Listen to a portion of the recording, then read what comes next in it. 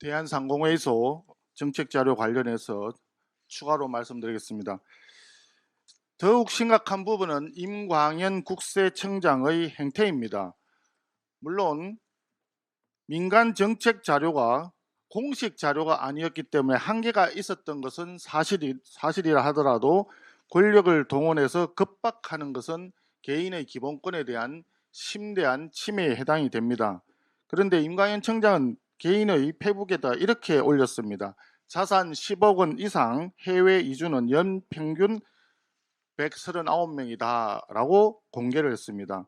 국세청의 공식 통계 자료도 아니고 정책 설명을 위한 브리핑도 아니었습니다. 국세청장의 개인 SNS 게시물을 위해서 국가가 납세 정보, 과세 정보를 무단 열람하고 여기에서 확보한 수치를 만천하에 공개한 것입니다. 이것은 명백히 국세기본법 제81조의 13이 규정하고 있는 비밀 유지 의무 위반에 해당되는 것으로 보입니다.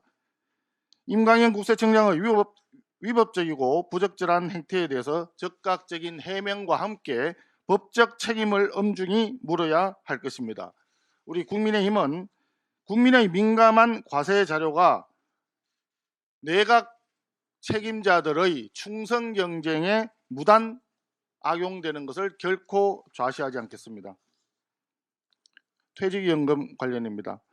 노사정이 여러 기업의 퇴직연금을 묶어 운영하는 기금형 퇴직연금 도입에 합의하였습니다. 낮은 수익률에 대한 문제의식은 공감하지만 악마는 언제나 디테일에 있습니다. 첫째, 수익률보다 중요한 것은 근로자의 선택권 보장입니다. 기금형은 계약형과 병존하는 하나의 선택지가 되어야 하는 것이지 국민연금처럼 사실상 강제되거나 준강제 방식으로 전환될 수는 없습니다. 퇴직연금은 근로자 개인의 피와 땀의 결과물이며 그 누구도 가입과 운용을 강제할 수 없다는 점을 분명히 말씀드립니다.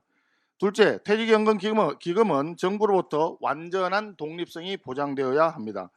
퇴직연금이 정책수단이나 정부의 쌈짓돈으로 전락해서는 안 됩니다. 그렇기 때문에 정권의 투자 개입을 원천 차단하는 거버넌스가 필수적입니다. 이는 국민연금이 환율 방어에 사용되고 있는 작금의 현실이 낳은 분명한 교훈입니다. 셋째, 영세사업장에 대한 충격 완화 장치가 필요합니다.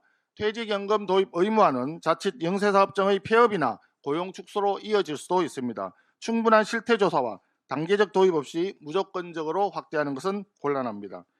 우리 국민의힘은 향후 도입 과정에서 근로자 개인과 영세사업장이 피해보는 일이 없도록 거버넌스 구축 과정에서 철저하게 검증해 나가겠습니다.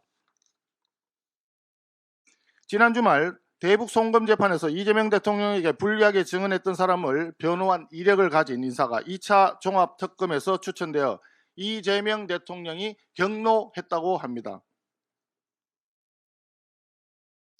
이 경로설은 이어서 정청래 대표가 대변인을 통해서 인사검증 실패로 대통령께 누를 끼쳐 죄송하다라고 하는 사과설로 이어졌습니다. 이재명 대통령의 변호인들은 국회의원도 되고 장관도 되고 검감원장도 되고 유엔 대사도 되고 주요 요직을 다 꿰차고 있는데 대통령에게 불리하게 증언한 사람을 변호한 것이 공직 결격 사유인지 궁금합니다. 이재명 대통령 말 잘 듣고 이재명 대통령과 더불어민주당 잘못을 덮어줄 사람은 특검이 되고 공직자가 될 수 있는 모양입니다. 이게 나라입니까? 정과 22번 범죄자 주권 정부가 되더니 대한민국의 공정과 상식은 완전히 사라지는 것 같습니다. 청와대와 여당은 강선우, 이해운 등 인사검증 실패에 대해서 국민께 단 한 번도 사과한 적이 없습니다. 그런데 여당 대표가 대통령 경로설에 꼬리 내리고 국민도 아닌 대통령께 인사검증 실패를 사과하고 있습니다. 국민의 분노는 두렵지 않고 대통령의 경로만 두렵습니까? 정부 여당의 각성을 강력히 촉구합니다.